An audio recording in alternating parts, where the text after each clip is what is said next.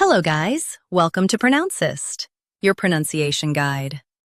Today we will learn how to pronounce the word shown on the screen, Franz.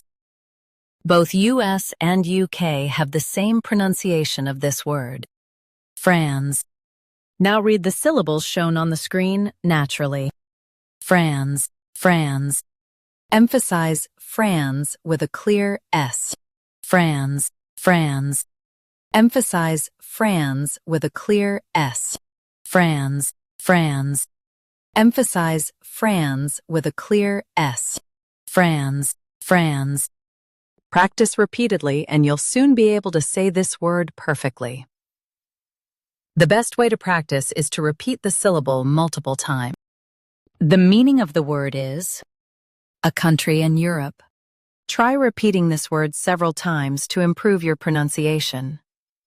We post daily videos on useful and commonly mispronounced words to help you speak clearly and confidently. Like this video and subscribe to Pronouncist for more pronunciation guides. Thanks for watching us.